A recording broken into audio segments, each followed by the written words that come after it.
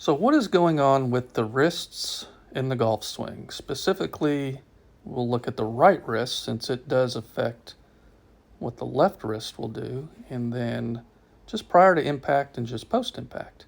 So you can see Dustin here, DJ, starts really extending that right wrist early in the backswing. You can see that in the right picture, and then at the top, that extension of the right wrist causes that left wrist to bow, which is sort of his signature position or move in the golf swing. But look how he continues to hold that right wrist angle all the way into impact in that left picture. And even just post impact, he still really hasn't released all of that right wrist angle. Probably right there, it's almost fully released, but not until all the way almost to the end of his back or follow through does he release that right wrist angle. Here's Jordan Spieth with a wedge, and again, he's got a lot of right wrist extension coming into impact. Still maintains it. I mean, it almost looks like it increases post impact, but it's definitely the same. Still has right wrist extension or an angle, and I don't think he's even released it there, causing that left arm, again, his signature move, kind of a little mini chicken wing.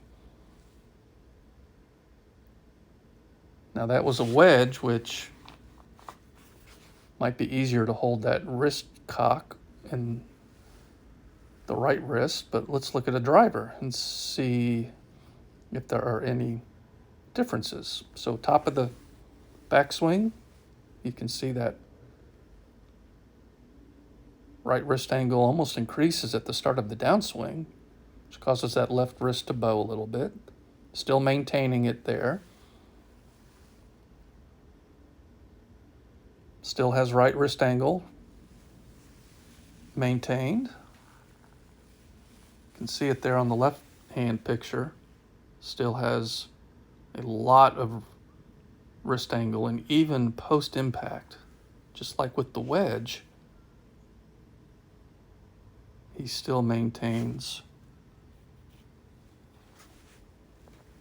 that right wrist angle. So a little bit different, go a little bit old school with Fred Couples, and he gets tremendous lag right here. So obviously is maintaining a lot of extension in that right wrist.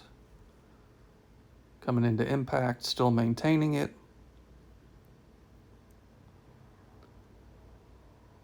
Still has it at impact, a little bit of a bent right elbow also, but right here you can see his right wrist loses that angle almost immediately post impact, and there it's almost completely gone, and at that point the left wrist has cupped and the club has overtaken the hands. And then Tiger's kind of middle of the road. He halfway through the backswing, the club parallel, he starts increasing some right wrist extension. Top of the backswing, definitely some there, but not nearly what DJ and Jordan Spieth have. Like he might increase it start of the downswing, maintains it club parallel on the downswing, and then has a little bit of angle there at impact, definitely in the right wrist. Maintains it, you can see on the picture on the left, just post impact, but then really turns that right hand over along with his rotation. And there you can really see it as the club starts to overtake and that left wrist breaks down.